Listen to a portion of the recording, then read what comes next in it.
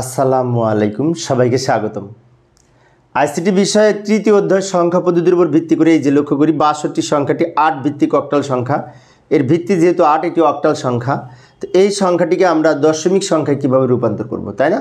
অনেক সহজ। কিন্তু প্রথমে এই যে ৬২ সংখ্যাটি এখানে লিখে নিলাম। এটার ভিত্তি যেহেতু ৮, তাই এই ৬২-র প্রত্যেকটা প্রতীককে ৮ দ্বারা গুণ করব। কারণ অন্য কোনো সংখ্যা হতে যদি দশমিক সংখ্যায় রূপান্তর করতে চাই, যেমন বাইনারি সংখ্যার ক্ষেত্রে আমরা বারবার প্রতীকগুলোকে 2 দ্বারা গুণ করেছি, তারপরে পাওয়ার লিখেছি, তাই না? মনে আছে?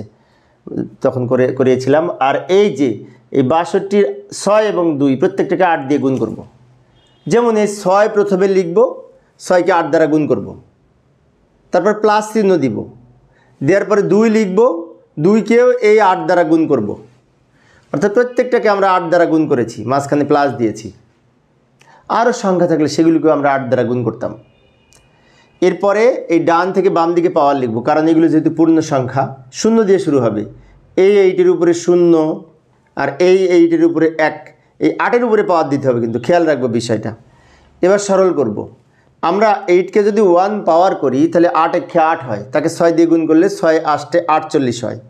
এটাকে পাওয়ার করে 8 হবে, তাকে 6 দিয়ে গুণ করলে 6 8 48 যোগ 8কে পাওয়ার 1 করে কিন্তু 1 হয়, 8কে পাওয়ার 0 করে 1 হয়। 8কে পাওয়ার 0 করলে 1 হয়, সেই 1কে 2 দ্বারা গুণ করলে 2 হবে। আবারও বলছি, 8কে পাওয়ার 0 করে 1 পাবো। কোনো কিছুর পাওয়ার যদি 0 হয় তার মান কিন্তু 1 হয়, তাকে 2 দিয়ে গুণ করলে 2। এবার 48 আর এই 2 যোগ করে 50 হবে, 50 হবে।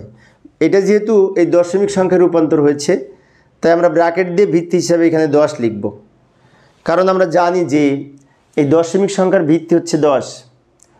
অর্থাৎ এই 8 ভিত্তিক সংখ্যা ৬২, যার সমতুল্য 10 ভিত্তিক সংখ্যা বা দশমিক সংখ্যা হচ্ছে 50। এইভাবে আমরা অক্টাল থেকে দশমিকে রূপান্তর করতে পারি। তো প্রিয় শিক্ষার্থী বন্ধুরা, এই অধ্যায় সৃজনশীল প্রশ্নের প্লেলিস্ট আমার ভিডিওর ডেসক্রিপশনে দেওয়া আছে। আমি একটা একটা করে অঙ্ক অল্প অল্প করে এই ক্লাসটা আলোচনা করেছি।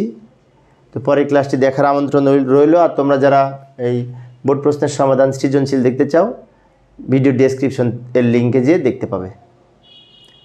ধন্যবাদ সবাইকে।